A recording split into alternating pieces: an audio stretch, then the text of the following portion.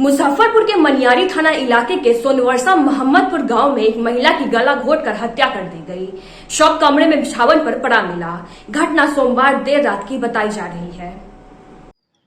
हत्या की खबर मिलते ही गांव में सनसनी फैल गई। मृतका के घर पर लोगों की भीड़ जुट गई।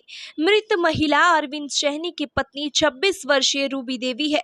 अरविंद सहनी गुजरात में रहकर काम करता है। सूचना मिलने पर मनियारी पुलिस मौके पर पहुंचकर छानबीन की। मृतका के गले पर काला पट्टा का निशान पाया गया। पुलिस ने सबको कब्जे में लेकर पोस्टमार्टम के लिए भेज दिया। पुलिस ने मृतका की 7 वर्षीय बड़ी बेटी से घटना के संबंध में पूछताछ की। उसने बताया कि पड़ोस के रामजीवन सहनी समेत अन्य ने उसकी मां की गला दबाकर हत्या कर दी। उस समय वे और उसके दोनों छोटे भाई बगल में ही सो रहे थे। घर में महिला की एक बूढ़ी सास थी, वह भी सो रही थी। उन्हें घटना के बाद इसकी जानकारी मिली। बच्ची ने यह भी बताया कि आरोपियों ने उसे मुंह बंद रखने की धमकी दी थी। कहा था कि उसे भी मार देंगे। इस डर से वह मुंह नहीं खोल पाई, लेकिन प्यार दुलार से पूछने पर उसने घटना की सारी जानकारी पुलिस को बता दी। मनियारी पुलिस आरोपियों की तलाश में छापेमारी शुरू कर दी है।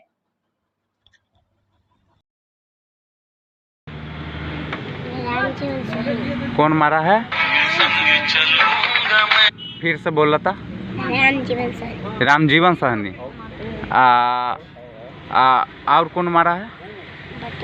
बटेश्वर सहनी। तू कहाँ थी मार रहा था? तो मम्मियों सुतल थी। कैसे? नट्टी दाब के। फिर से नाम बोलो तो बउआ, कथी नाम है? रामजीवन सहनी। पहलुओ झगड़ा करत रहो? हाँ बोल। हाँ मार दिले। और भैया कहाँ हुआ? रात में हुआ। कैसे हुआ है घटना? मारपीट पहले तो हो रहा था। इसके साथ पहले से मारपीट हो रहा था? हाँ। फिर क्या हुआ?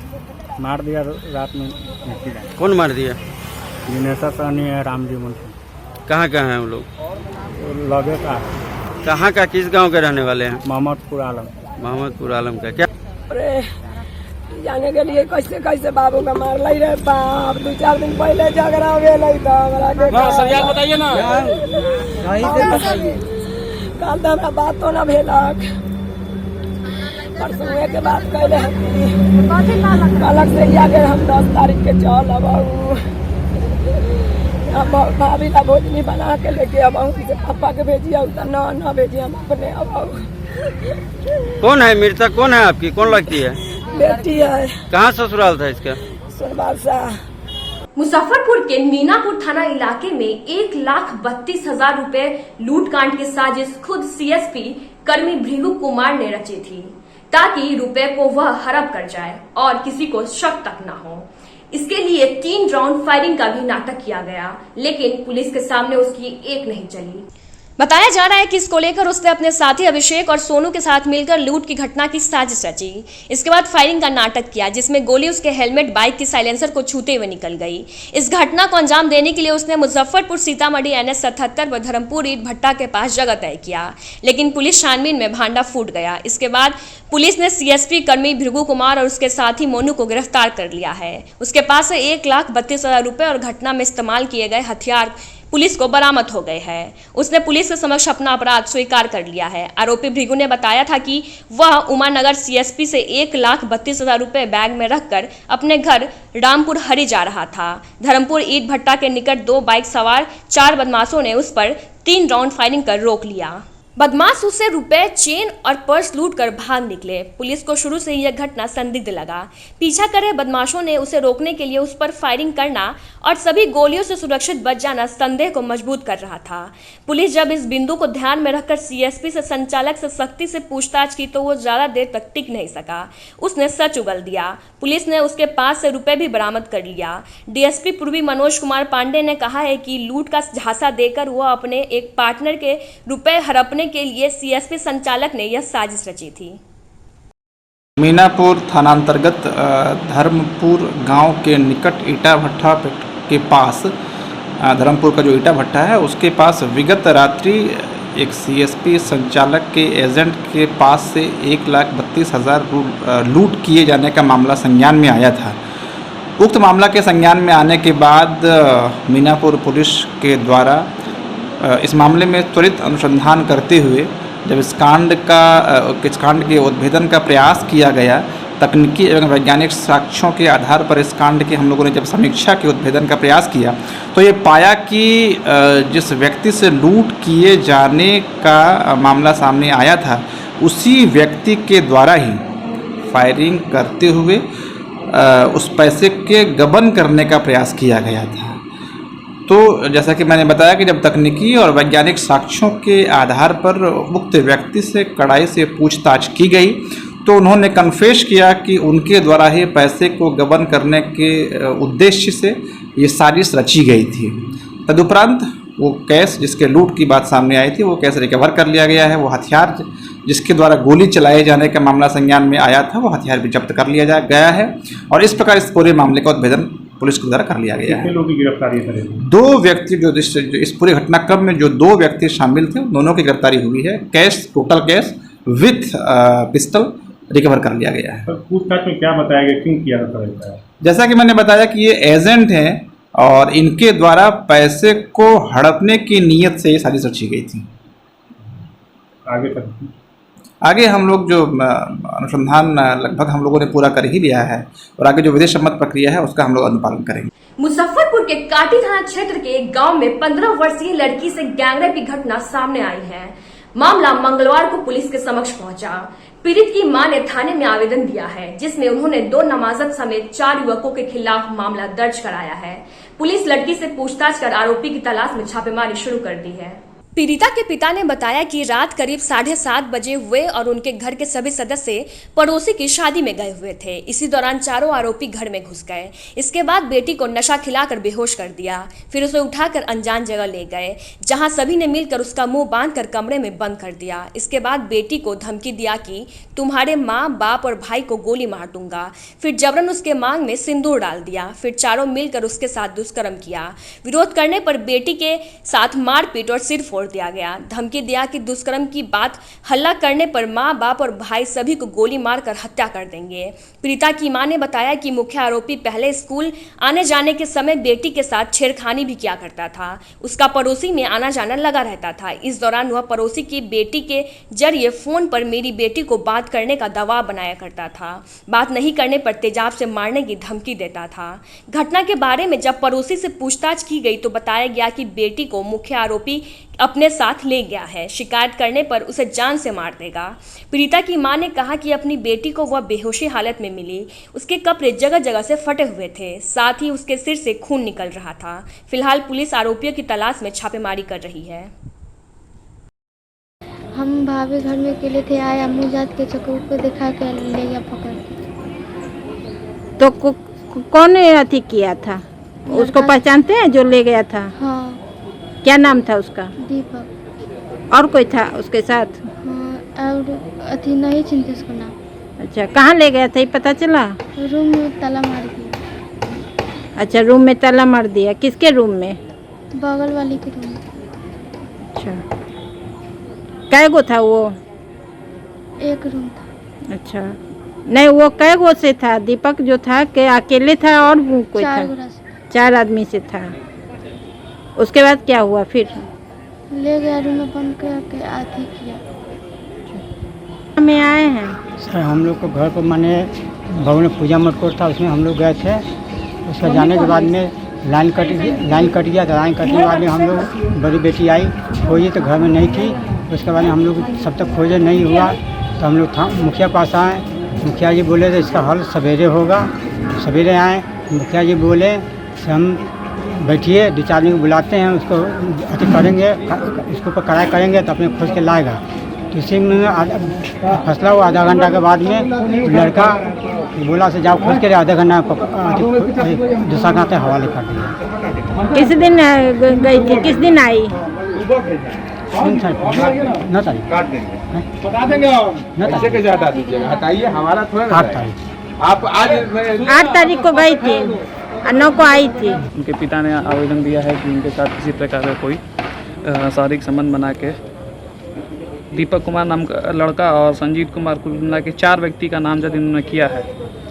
में 2 लड़का का नाम आया है और हम लोग जगह जगह पे छापेमारी कर रहे हैं।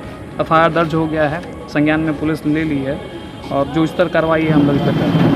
वीआईपी सुप्रीमो मुकेश सहनी ने मुख्यमंत्री नीतीश कुमार पर बहुत ही गंभीर आरोप लगाया है। अब तक नीतीश कुमार का गुणगान करने वाले मुकेश सहनी ने कहा है कि नीतीश कुमार कुर्सी के लिए कुछ भी करेंगे, सहयोगी दल को ब्लैकमेल कर सत्ता पर काबिज है। मुकेश सहनी के इस बयान के बाद राजनीतिक गलियारों में खलबली मच गई है। मुकेश सहनी ने यहां तक कह दिया है कि जो पहले कभी नहीं हुआ नीतीश कुमार के शासन में वो हो रहा है। उन्होंने कहा कि अब ज्यादा दिन तक वे मुख्यमंत्री नहीं रहने वाले हैं। माननीय मुख्यमंत्री नीतीश कुमार जी एक इतिहास रचने का काम किए हैं। जो कभी नहीं हुआ था वो भी बिहार में हो गया। बीपीएससी का परीक्षा जैसे एग्ज़ाम भी पेपर लीक हो गया है और ये दर्शाता है कि सरकार कितना गंभीर है, खास करके युवा के प्रति, स्टूडेंट के प्रति। इसमें साफ झलकता है कि सरकार गंभीर नहीं है। सरकार को संज्ञान लेने की आवश्यकता है। जो लोग इसमें दोषी है, जो लोग गलत किए उस पर कार्रवाई करे और सरकार ये सुनिश्चित करे कि बिहार के युवा को कि भविष्य में ऐसा ना हो। लेकिन हमें लगता है कि अभी सरकार ज़्यादा दिन रहने वाला नहीं है। ठीक है, माननीय मुख्यमंत्री नीतीश कुमार जी का भी एक समय हो गया है। अभी उनको बिहार के जनता युवा से प्यार नहीं है, उनको अभी अपनी कुर्सी से प्यार है और आप सबको पता है। ये कोई बोलने वाली बात नहीं है। ये नहीं कि मैं राजनीति में हूँ तो मैं बोलूँ। मैं उनके साथ भी था 1-1.5 महीना पहले से, तो साथ में ही था। लेकिन ये तो आप लोगों का अंदाज़ा लगता होगा कि मुख्यमंत्री नीतीश कुमार जी को किसी भी तरीके से उनको कुर्सी चाहिए, चाहे वो किसी को ब्लैकमेल करे, किसी के सर पे पैर रखे, किसी के जो करना पड़े वो करेंगे, लेकिन वो कुर्सी चाहिए। लेकिन कुर्सी लीजिए। मैं तो मानता हूं कि मुख्यमंत्री नीतीश कुमार जी 17-18 साल से बिहार के मुख्यमंत्री हैं। उनके पास एक अनुभव है और उस अनुभव को प्रयोग करें, उपयोग करें। बिहार में अभी भी उनके पास समय है। 3 साल में बिहार में जो काम उन्होंने 5 से लेकर 12 तक किए थे, वो ऊर्जा के साथ अभी भी काम करे और कुछ जाते समय कुछ बिहार को कुछ भला करके जाए, कुछ अच्छा करके जाए। लेकिन मुझे वो नहीं उम्मीद आ रहा है, क्योंकि अभी हम देख रहे हैं 2012 से लेकर 2022 यानी कि 10 साल, एक दशक जो बीतने के लिए जा रहा है, जिसमें सिर्फ मुख्यमंत्री जी कुर्सी से प्यार कर रहे हैं। कभी आरजेडी के साथ जाके बीजेपी को परेशान करते, बीजेपी के साथ रह के दूसरे को परेशान करते, किसी भी तरीके से वो ब्लैकमेल करके कुर्सी पर टिके हुए।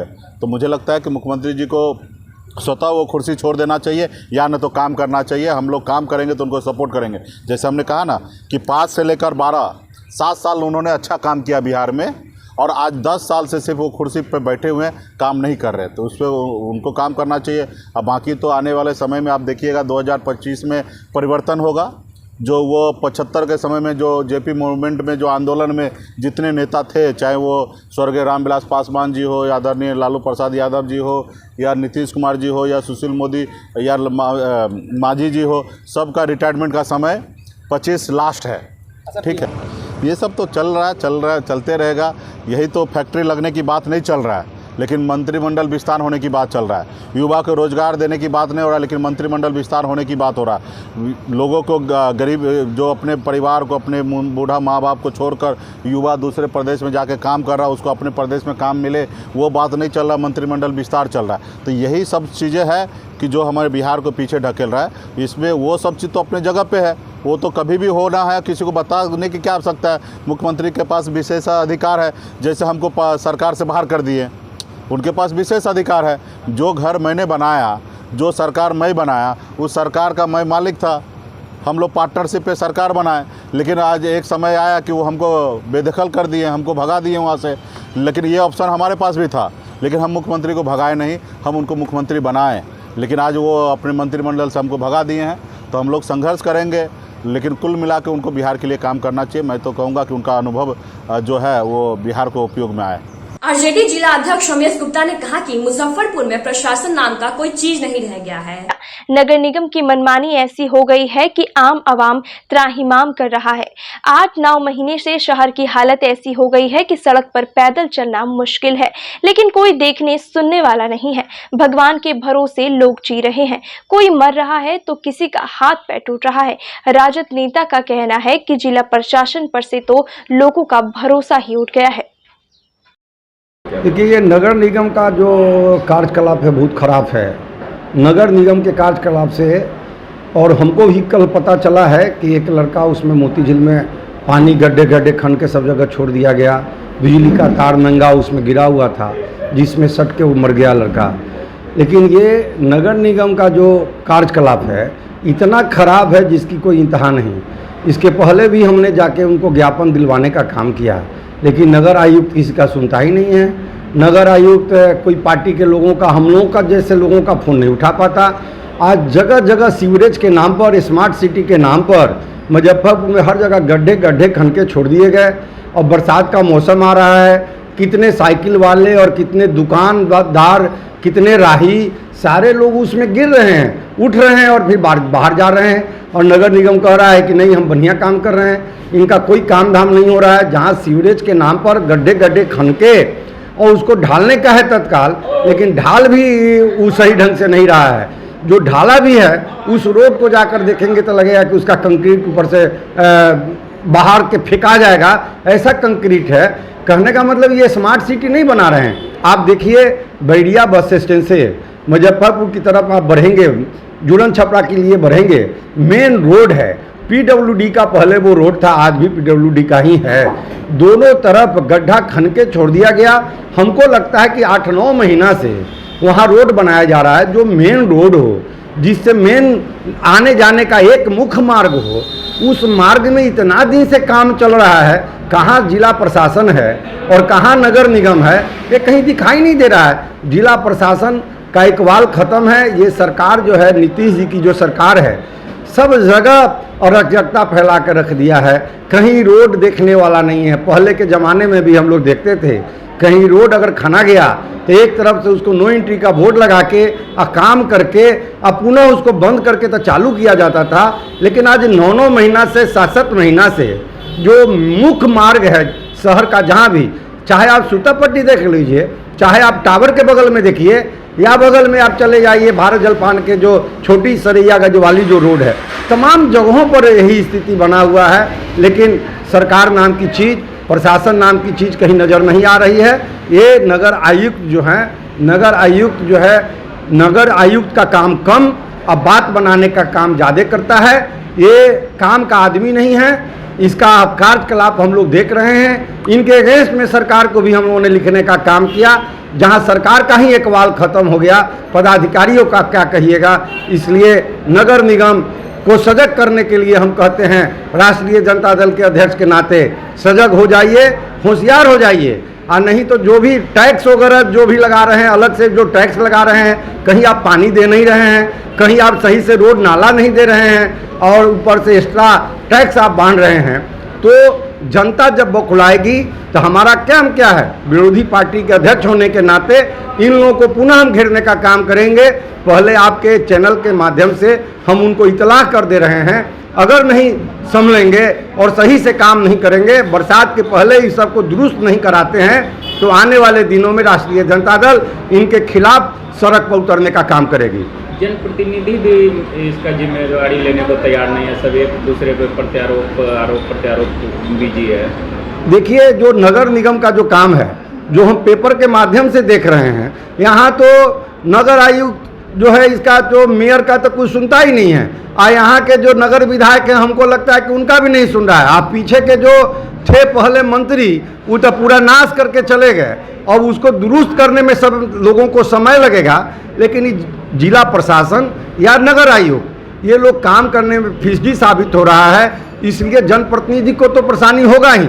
हम तो जनप्रतिनिधि लोगों से भी बात करने का काम किया। जनप्रतिनिधि लोग बता रहे हैं ये नगर आयुक्त किसी का सुनता ही है नहीं है, मनमानी करता है। और जैसा लग रहा है कि नीतीश कुमार यहाँ जो है मनमानी करने के लिए, काम नहीं करने के लिए और नेतागिरी ज़्यादा करने के लिए नगर आयुक्त को बना के रखे हुए हैं। और नहीं तो इतना दिन से जो नगर आयुक्त रहेगा, और मुजफ्फरपुर उत्तर बिहार के अघोषित राजधानी है, और यहाँ का सड़क और नाला इतना जर्जर, और स्मार्ट सिटी के नाम पर कै गो स्मार्ट सिटी बिहार में बना है इनका केंद्र का, ये लोग कै गो एमपी ने जो लिया था राजस्व गांव का गोद लेने का काम किया, कहीं कुछ काम नहीं हुआ। इनके कामों की अगर समीक्षा किया जाए तो खाली भाषणबाजी ज़्यादा, अनाउंस ज़्यादा करते हैं, ये काम कर दूंगा, वो काम कर दूंगा, आकाश बांध दूंगा, पताल बांध दूंगा, लेकिन इनका कोई काम होता नहीं है। उसका जीता जागता सबूत मुजफ्फरपुर स्मार्ट सिटी के नाम पर लोग घोषित कर रहे हैं, लेकिन थोड़ा सा पानी हुआ है, बिन मौसम बरसात थोड़ा सा पानी हुआ है, उसी में पूरा मुजफ्फरपुर जलमग्न है। आप मोती झील में चले जाइए, सारे दुकानदार त्राही माम है, दुकान में पानी लग जा रहा है, कहाँ क्या करेगा लोग समझ में नहीं आ रहा है। और ये नगर आयुक्त जो है बात बनाने के सिवा दूसरा कोई काम कर नहीं रहा। शुद्ध आबोहवा, व्यवस्थित बसाहट और बेहतर नागरिक सुविधाओं से हमेशा वंचित रहने वाला गुजराती मोहल्ले की 1,500 आबादी इन दिनों शुद्ध पेयजल आपूर्ति के अभाव में गंदा पानी पीने को मजबूर है। गुजराती मोहल्ला बसने के बाद से 60 साल में ऐसा पहली बार हो रहा है जब पूरे मोहल्ले में गंदे पानी की आपूर्ति हो रही है, वो भी 2 महीने लगातार। पानी पीने लायक बिल्कुल भी नहीं है। ऐसे में अब यहाँ के लोग पैकेज ड्रिंकिंग वाटर के भरोसे हैं। शहर में हो रहे स्मार्ट सिटी के कार्यों से वार्ड 11 में लगे निगम का पाइप क्षतिग्रस्त हो जाने के कारण और निगम कर्मचारियों की लापरवाही की वजह से वार्ड 11 के जोगिया मठ और गुजराती मोहल्ले के लोग पिछले 2 महीने से निगम के नाले से निकल रहे गंदे पानी पीने को विवश है। इसी वजह से बीमारी फैलने का डर भी बना हुआ है। इस संबंध में मोहल्ला वासियों ने बताया कि नालों में गंदा पानी आने के कारण लोग बहुत परेशान हैं। पीने का पानी के लिए लोगों को परेशानियों का सामना करना पड़ रहा है। पूरे मामले को लेकर मेयर राकेश कुमार पिंटू का कहना है कि अधिकारियों की मनमानी के कारण जनता नाले का गंदा पानी पीने को विवश है। ये पानी पीने से बच्चा लोग का कितना बीमार पड़ा है, उल्टी पैखाना, पेट दर्द हो रहा है, बड़ा छोटा को सभी को। ये नाला खोद के रख दिया, कितना गोर हाथ टूट गया है। एक दिन बरसात इतने तो पानी हो गया, गरीब लोग मरेगा कि जिएगा। अभी जो पूंजी था वो पूंजी भी खा गया है, क्या करेंगे। हाँ 2 महीने से आ रहा है। कहाँ पर शिकायत, कोई नहीं सुन रहा है, ना नेता सुन रहा है, नहीं तो पार्षद सुन रहा है, ना कुछ सुन रहा है। पार्षद के पास गए थे आप? जा रहे आ रहे हैं, कोई नहीं सुन रहा है। तो अभी फिर पानी कैसे इस्तेमाल कर रहे हैं? अभी खाली आप भी कहेगा चल जाएगा कह के ऐसे होता है। हाँ हो जाएगा बस। ऊपर का ही पानी पी रहा है, बाहर से लाके पी रहा है, खरीद के लाना पड़ा, खरीद के पी रहे हैं। कितने लोग रहते हैं? 500 घर का बस्ती है। पानी पी रहा है तो लड़का लड़की का सब पेट फूल जा रहा है, पेट झड़ने लगता है, उल्टी भी हो जाता है, कभी सियाना कभी हो जाता है। हम लोग गरीब आदमी कहाँ से लाएंगे, खाने के लिए तो है नहीं, तो बीमारी में हम लोग कहाँ से लगाएंगे। एकदम हरा पानी आ रहा है, इससे अच्छा तो नदी का पानी होता है, इससे अच्छा नदी का पानी होता है। ये तो नदी का पानी से बेकार पानी आ रहा है। हम लोग नगर निगम से आ रहा है। कितने दिन से आ रहा है? 1-2 महीना। कोई शिकायत वगैरह आप लोगों ने किया? क्या करे, कहाँ दौड़ भाग करेंगे। ये लड़का लोग के बीमारी में लगेंगे, दौड़ भाग करेंगे कि अपना रोजी रोटी देखेंगे। बाहर से जा रहा है तो कोई पानी भरने नहीं देता है, मजबूरी में कीन के पीना पड़ता है। तो पैसा रहेगा तब ना कीन के पिएगा, नहीं रहेगा तो प्यासे मर जाएगा आदमी। समस्या यही है कि 2 महीना पहले जो है कि स्मार्ट सिटी वाला खड्डा खोद दिया, पाइप फोड़ दिया। हमने कहा उनको कि भाई इसको बना दीजिए, पाइप जो फोड़ दिए, गंदा पानी आ रहा है। उन्होंने कोई सुनवाई नहीं की इस पर। और जो है कि मोहल्लावासी जो है पानी के लिए तराही मचा हुआ है। जिसके पास पैसा है वो खरीद कर पी रहा है, कहीं जा रहा है पानी भरने, उसके कारण कोई भरने दे रहा है, कोई भरने नहीं दे रहा है। उस लोग के साथ बहुत परेशानी है। बच्चे लोग ये पानी पी रहे थे, उससे बीमार पड़ जा रहे हैं, किसी को पेट दर्द हो रहा है, किसी को लेटरिन हो जा रहा है, और तो उल्टी हो रहा है। बहुत परेशानी है, 2 महीने से है करीबन। इस संबंध में आप लोगों ने कहीं पे शिकायत वगैरह? कहाँ शिकायत कर, पार्षद ये लोग को बोलते हैं, कोई सुनवाई नहीं होता है, हो जाएगा यही सब तो बोलते हैं। कितनी आबादी यहाँ पे है? यहाँ लगभग कम से कम 300 घर की आबादी, लगभग 1500 आदमी है। कैसे फिर पानी पीने के लिए क्या करना पड़ रहा है? कहीं से भर कर ला रहे हैं और कीन कर पी रहे हैं। 30 रुपया का जो बोतल देता है वो बड़ा वाला 15 लीटर वाला, उसको कीन कर पीते हैं। और ये जो पानी गंदा गिरा उससे बर्तन धोआ जाता है। और क्या? कौन सा बात? जी बहुत शर्म की बात है, क्योंकि हमने कितनी बार मेरे पास भी ये शिकायत आया था। हम अधिकारियों को बोले कि जल्द से जल्द वहाँ पर पानी का ये व्यवस्था करवाइए कि वहाँ गंदा पानी लोगों को न मिले, पाइपलाइन दुरुस्त करवाइए। लेकिन वो इस पर बार बार कहने पर भी उनकी मनमानी है कि बस कोई काम नहीं करना है, कोई लेटर का जवाब नहीं देना है। जो भी अधिकारी हैं इसमें उन पर कड़ी कार्रवाई होनी चाहिए, क्योंकि जनता आपको टैक्स देती है गंदे पानी पीने के लिए नहीं, उनको स्वच्छ पानी चाहिए और उनको जल्द से जल्द वहाँ पर पाइपलाइन ठीक करवा करके स्वच्छ पानी की व्यवस्था करवाइए। मुख्यमंत्री का सपना है हर घर नल का जल, मतलब शुद्ध पेयजल, वो मुजफ्फरपुर में वार्ड 11 में ये। अब वार्ड 11 की जो वार्ड पार्षद हैं वो कहाँ कहाँ योजना दिए हैं, चूँकि उनको देना चाहिए था जोगिया मठ वाले इलाका में जहाँ पर बहुत सारे गरीब बस्ती हैं, उनको वहाँ पर हमेशा पानी की किल्लत रहती है, उनको वहाँ पर पाइपलाइन की झलकर नल जल की व्यवस्था देनी चाहिए थी, लेकिन वो योजना में नहीं दिए हुए हैं, जिसके कारण वहाँ पर हर घर नल जल की व्यवस्था नहीं है और इससे वहाँ की जनता वंचित है। स्मार्ट सिटी के तहत जो इमली चट्टी में नाला के लिए जगह खोदा गया, उसके कारण पाइपलाइन फूटा है और नाले के पानी का रिसाव उस पेयजल में हो रहा है। स्मार्ट सिटी के अंतर्गत जो भी संवेदक है, जिनके द्वारा कोई भी क्षति होता है तो उनको दुरुस्त करवाने का काम उस संवेदक का है। अब संवेदक की भी मनमानी चल रही है यहाँ पर, तो उनको भी कितनी बार कहा गया है कि जब आपने इस पाइपलाइन को तोड़ा है तो आप ठीक करवाएं, लेकिन वो भी उनके कान पर भी जू नहीं रेंग रहा है। और इसके लिए हम नगर आयुक्त को भी बोले हैं और प्रधान सचिव को भी बोलने जा रहे हैं। एईएस पीड़ित बच्चों की जानकारी के लिए नया प्रपत्र जारी कर दिया गया है। यह प्रपत्र पोर्टल पर हर दिन ऑनलाइन भरे जाएंगे, जिसमें एईएस संदिग्ध नहीं लिखे जाएंगे। अगर बच्चे एईएस पीड़ित है तो लिखे, अगर एईएस नहीं है तो नहीं लिखे, संदिग्ध नहीं चलेगा। एसकेएमसीएच पहुंचे राज्य कार्यक्रम पदाधिकारी डॉक्टर विनय कुमार शर्मा ने यह बातें civil surgeon doctor Subhash Kumar को कही। Civil surgeon doctor Subhash Kumar ने बताया कि एसकेएमसीएच के अधीक्षक और शिशु रोग विभाग के चिकित्सकों को इस संबंध में अपडेट कर दिया गया है। साथ ही सिविल सर्जन ने बताया कि एईएस के लिए अब बाहर से दवा नहीं खरीदी जाएगी।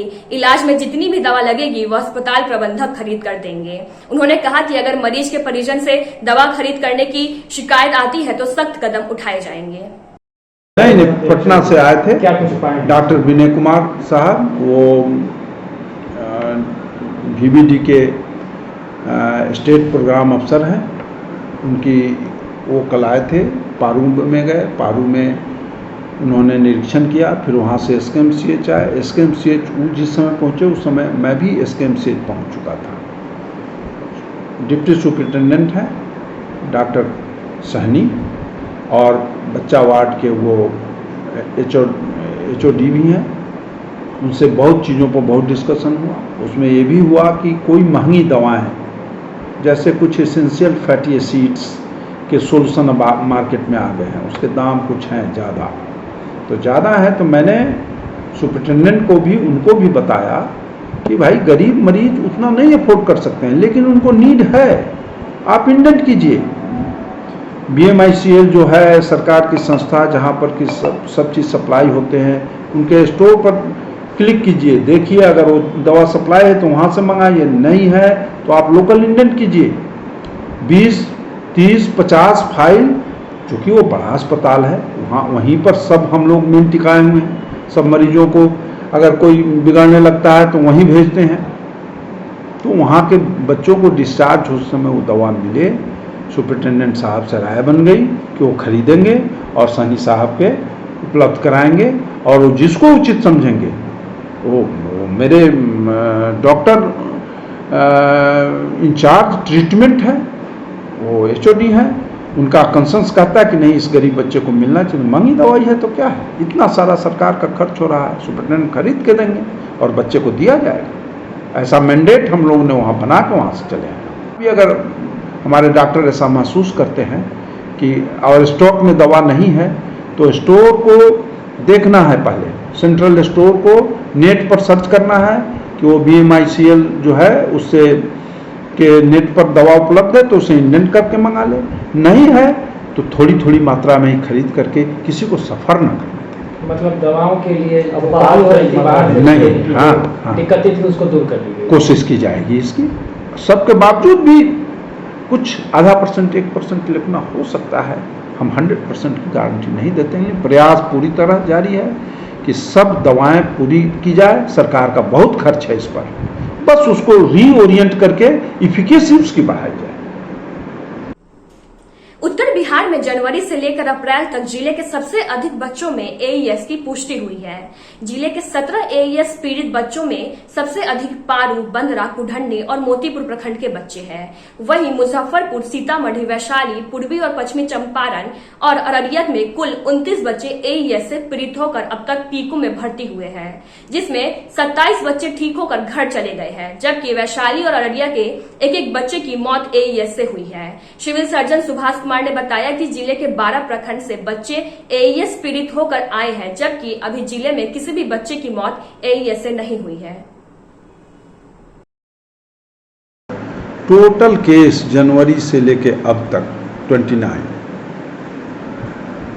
और जितने भी केस हैं अभी हम लोग के अस्पताल में एसकेएमसीएच के वार्ड में नहीं है, सभी डिस्चार्ज कर दिए गए।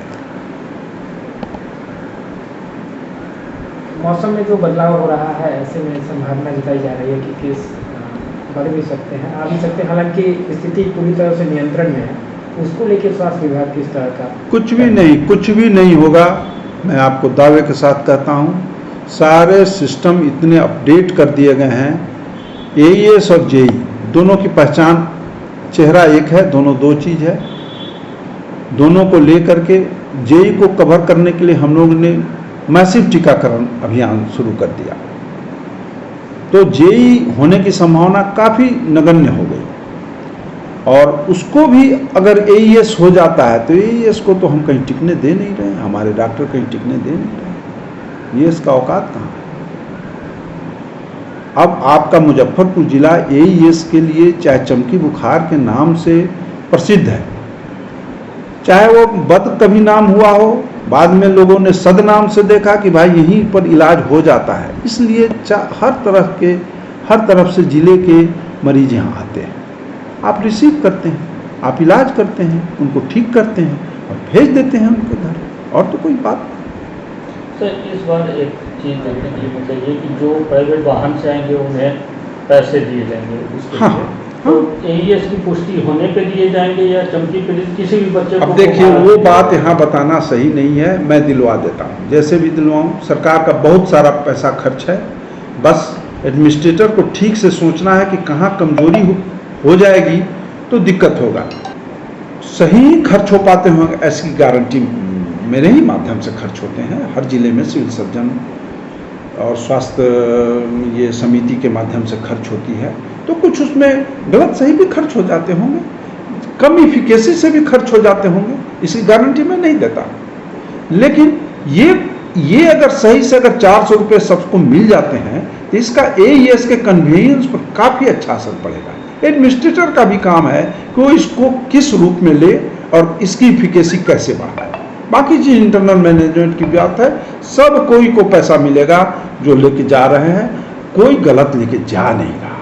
पार्ट 1 का एडमिट कार्ड नहीं मिलने पर साइंस कॉलेज के प्रमोटेड और फेल छात्रों ने मंगलवार को कॉलेज में जमकर हंगामा किया। छात्रों ने बताया कि कल से परीक्षा है और अभी तक एडमिट कार्ड जारी नहीं किया गया। छात्रों की समस्या सुनकर बिहार छात्र संघ के साइंस कॉलेज अध्यक्ष निहाल कुमार सिंह और छात्र नेता आदिल अशफाक ने कॉलेज के सभी विभागों को बंद करा दिया। घंटों नारेबाजी होती रही। बड़ा बाबू राजीव रंजन के आश्वासन पर सब शांत हुए। छात्र नेताओं ने कहा कि अगर परीक्षा छूटती है तो इसका जिम्मेवार कौन होगा। मौके पर इजहार, सनी, विक्रम, मयंक सहित कई अन्य छात्र नेता मौजूद रहे।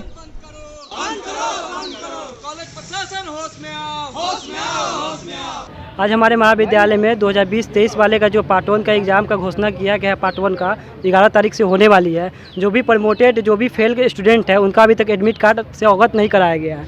तब जब मैंने जाकर कॉलेज के बड़ा बाबू राजीव रंजन सर से बात किया तो उन्होंने बताया कि कॉलेज प्रशासन की कोई गलती नहीं, यूनिवर्सिटी के द्वारा अभी तक अवगत नहीं कराया गया है। तो उनसे बताया गया है और विश्वविद्यालय से अभी तक ये अनुरोध करना चाहता हूँ, कल 11 तारीख से एग्ज़ाम है, अगर फेल और प्रमोटेड वाला 2020 से 23 वाले का स्टूडेंट का एडमिट कार्ड नहीं दिया जाएगा तो इसके लिए विश्वविद्यालय प्रशासन और कॉलेज प्रशासन इससे बहुत महा आंदोलन किया जाएगा। इसके लिए दोनों जिम्मेवार होगी।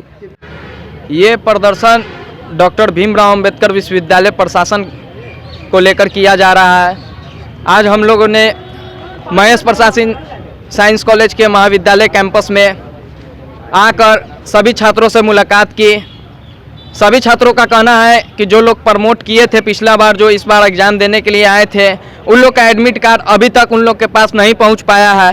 कल 11 तारीख है, विश्वविद्यालय प्रशासन ने 11 तारीख का घोषणा किया है कि 11 तारीख से पार्ट 1 की परीक्षा होना है, लेकिन अभी तक प्रमोट किए हुए छात्रों का एडमिट कार्ड से वंचित है। उन लोग को अभी तक एडमिट कार्ड नहीं मिल पाया है। इसका शिकायत हम लोगों ने अपने कॉलेज प्रशासन की, तो कॉलेज प्रशासन यह कहकर बरगला दिए कि विश्वविद्यालय में जाइए और विश्वविद्यालय के पदाधिकारी से बात करिए। विश्वविद्यालय के पदाधिकारी के पास गए तो उन्होंने अपने हर एक ऑफिस में ताला लगाकर पता नहीं शहर के किस गेस्ट हाउस में बैठकर अपना मीटिंग कर रहे हैं। फ़ोन करने पर यह आश्वासन मिल रहा है कि हो जाएगा, लेकिन अभी तक किसी भी प्रकार का कोई भी आश्वासन सही तौर पर हम लोग को नहीं मिल पाया है। सभी छात्र परेशान हैं। कल से उन लोग का 11 तारीख है, कल से उन लोग का एग्ज़ाम स्टार्ट है। अभी तक उन लोग के पास एडमिट कार्ड मुहैया नहीं हो पाया है। मैं कॉलेज प्रशासन और विश्वविद्यालय प्रशासन से अनुरोध करता हूं कि ऐसी स्थिति उत्पन्न न करे कि छात्रों को आत्महत्या करने पर बेबस होना पड़े। कौन सी सेशन है? 20 से 23 सेशन वाले का पार्ट 1 का एग्जाम चालू होने वाला था कल 1 तारीख से। मैं विश्वविद्यालय प्रशासन और कॉलेज प्रशासन से यह विनम्रपूर्वक आग्रह करना चाहता हूं कि अगर जो भी प्रमोटेड किए गए छात्र हैं उन लोगों का अगर एडमिट कार्ड नहीं मिला, अगर वो कल एग्जाम न दिए तो रेगुलर वाले छात्रों का भी हम लोग एग्जाम स्थगित करेंगे शांतिपूर्ण तरीके से। सदर अस्पताल सहित जिले के सभी अस्पतालों में बदहाल चिकित्सकीय सुविधा को बेहतर किए जाने की मांग को लेकर मंगलवार को भारतीय कम्युनिस्ट पार्टी के एक प्रतिनिधि मंडल ने सिविल सर्जन से मिलकर जिले के स्वास्थ्य सेवा में सुधार के लिए पहल करने का मांग पत्र सौंपा। साथ ही सदर अस्पताल सहित जिला के तमाम CHC, PHC और HSC में आउटडोर सुनिश्चित करने, डॉक्टर स्वास्थ्य कर्मियों की उपस्थिति सुनिश्चित करने के लिए बायोमेट्रिक हाजिरी आरंभ करने, सदर अस्पताल में जनरल, ऑर्थो, आंख तथा स्त्री रोग विभाग में सर्जरी शुरू करने, सदर अस्पताल में साफ सफाई की गुणवत्ता में सुधार करने के लिए नए सिरे से टेंडर करने, अस्पताल के आउटडोर में डॉक्टरों का रोस्टर, मोबाइल नंबर सहित प्रदर्शित करने, सदर अस्पताल के कैदी वार्ड को SKMCH शिफ्ट करने तथा पैथोलॉजी, एक्सरे, CT स्कैन की नियमित सुविधा उपलब्ध कराने की मांग की है। का एक डेलीगेशन लेकर सिविल सर्जन मुजफ्फरपुर से मिले हैं और हम लोगों का इसमें मुख्य मांग था कि आज जो स्वास्थ्य सुविधा है जिला में बिल्कुल चरमरा चुका है। सदर अस्पताल में ऑपरेशन नहीं हो रहा है, यहाँ का OT बिल्कुल नाकामयाब है। तो न जनरल सर्जरी हो रहा है, न ऑर्थो सर्जरी हो रहा है। अगर किसी व्यक्ति का हाथ भी टूट जाए तो उसको सीधे यहाँ से रेफ़र कर दिया जाता है SKMCH में। तो जो PSC है, CSC है, हेल्थ सब सेंटर हैं, वहाँ तो बिल्कुल ही आउटडोर नहीं चल रहा है। इन मुद्दों पर हम लोग सिविल सर्जन का ध्यान आकृष्ट कराए हैं। यहाँ जो स्वच्छता है, इसका जो टेंडर दिया गया था वो टेंडर का समय समाप्त हो चुका है। सारा सदर अस्पताल परिसर गंदगी से बजबजा रहा है, यहाँ के नाले ढके हुए नहीं हैं, जहाँ वहाँ से हम कैसे उम्मीद करें कि यहाँ बेहतर चिकित्सा उपलब्ध हो सकती है। हम लोगों ने मांग किया है कि डॉक्टर का जिनका आउटडोर में ड्यूटी है उनका रोस्टर लगाया जाए, उनका मोबाइल नंबर दिया जाए ताकि उनसे ज़्यादा लाभ लोगों को मिल सके। यहाँ जो इमरजेंसी है उसको दुरुस्त किया जाए और जितना सर्जिकल, खासकर general surgery, ortho surgery, eye surgery, मोतियाबिंद का इतना बड़ा हादसा हुआ मुजफ्फरपुर में और सदर अस्पताल जैसे अस्पताल में मोतियाबिंद का ऑपरेशन नहीं हो रहा है। मातृ शिशु अस्पताल MCH यहाँ बहुत बड़ा बना हुआ है, लेकिन यहाँ ऑपरेशन से प्रसव नहीं हो रहा है। इन तमाम मुद्दों पर हम लोगों ने सिविल सर्जन का ध्यान आकृष्ट। मंगलवार को जिला जदयू अल्पसंख्यक प्रकोष्ठ के संगठन को नए सिरे से मजबूत बनाकर खड़ा करने के लिए माड़ीपुर स्थित एक निजी होटल के सभागार में समीक्षा बैठक आयोजित की गई, जिसमें जिला से लेकर प्रखंड स्तर के अल्पसंख्यक प्रकोष्ठ के सदस्य शामिल हुए। मुख्य अतिथि अल्पसंख्यक प्रकोष्ठ के प्रदेश अध्यक्ष तथा पूर्व उपसभापति बिहार विधानसभा परिषद डॉक्टर सलीम परवेज ने बताया कि संगठन को मजबूत करने के लिए पूरे बिहार का दौर कर रहे हैं। इसी क्रम में आज मुजफ्फरपुर पहुंचे और जिले से लेकर प्रखंड स्तर के अल्पसंख्यक प्रकोष्ठ के नेताओं के साथ बैठक कर पार्टी को मजबूत करने पर विस्तार से चर्चा किया गया। मौके पर जदयू जिला अध्यक्ष मनोज कुमार, इरफान अहमद, दिलकश सहित सैकड़ों नेता मौजूद रहे।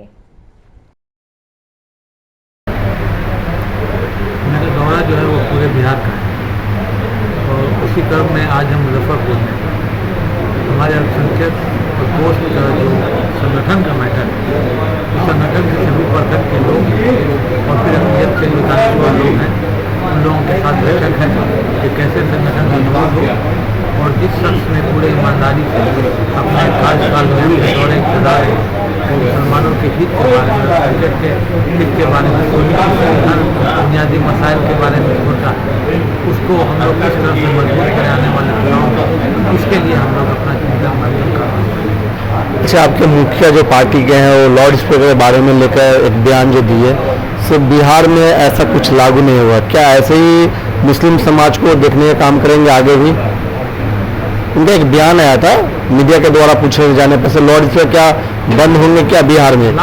हाँ, लाउड स्पीकर ये तो आप खुद जानते हैं कि उनका स्टैंड बहुत क्लियर है। लाउड स्पीकर ना यहाँ पे बंद होगा, ना अजान बंद होगी, ना शिवालय पे जो है आरती बंद होगी, ना हनुमान चालीसा बंद होगा।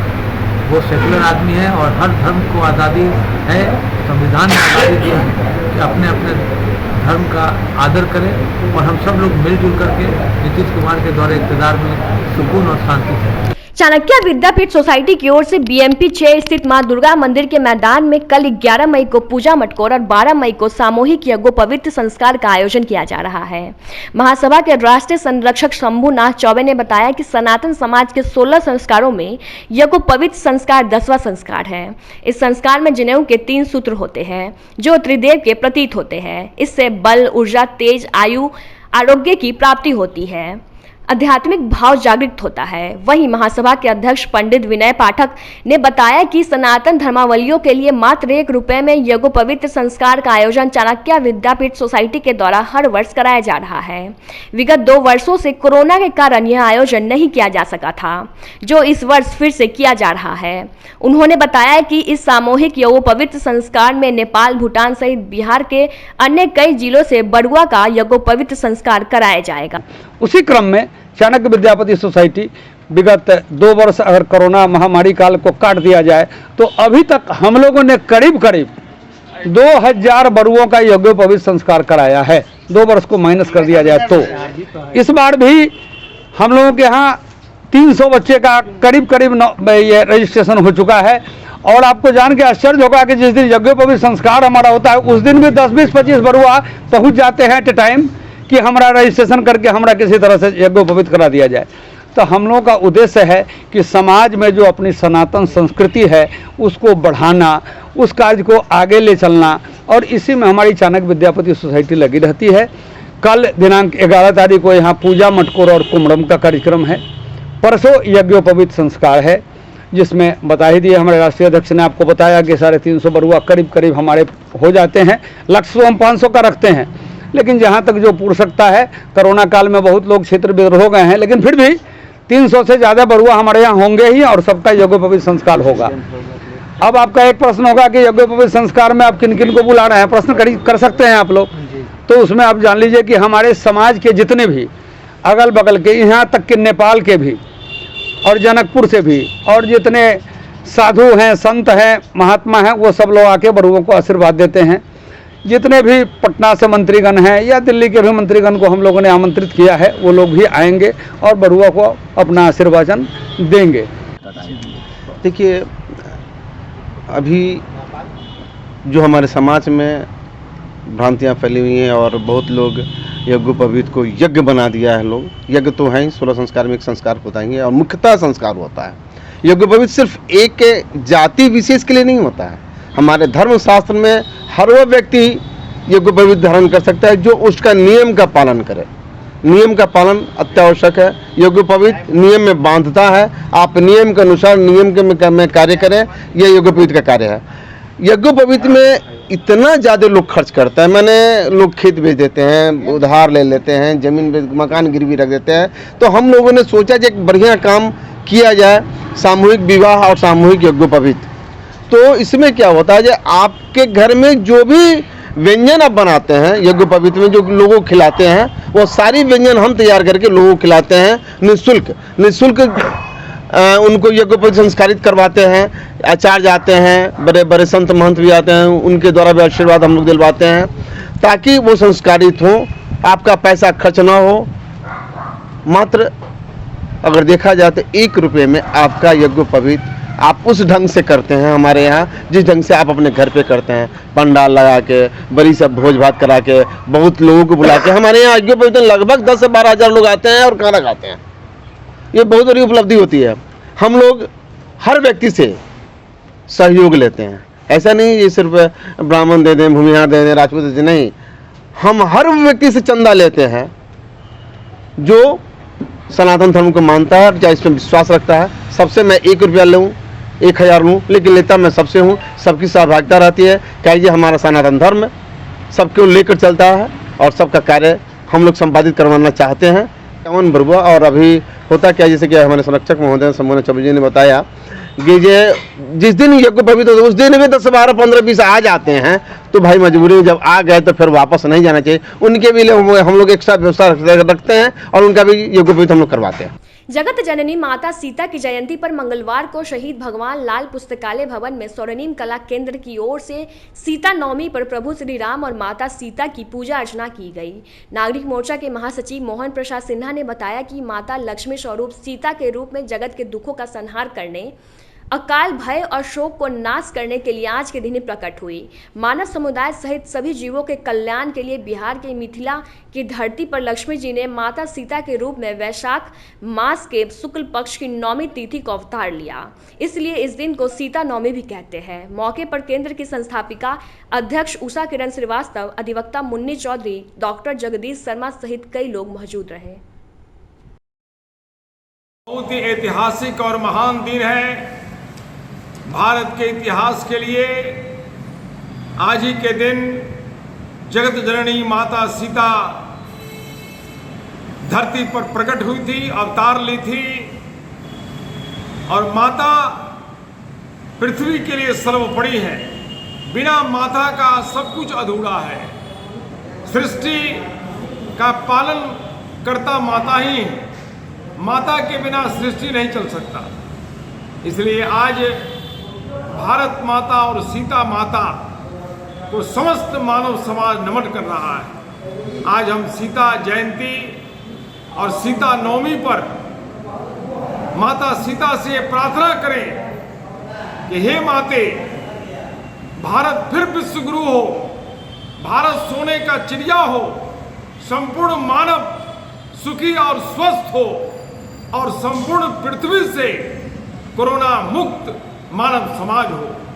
इसी प्रार्थना और अर्चना और विनती के साथ हम माता सीता नवमी और जयंती का आयोजन कर रहे हैं। आज के दिन को सीता नवमी भी कहते हैं। आज जनकपुर धाम में, मिथिला में, सीतामढ़ी में बहुत बड़ा आयोजन होता है। मैं बिहार के माननीय मुख्यमंत्री आदरणीय नीतीश कुमार जी के प्रति आभार व्यक्त करता हूं कि उनके प्रयास से आज के दिन बिहार सरकार अवकाश करती है कि सीता जयंती लोग मना सके।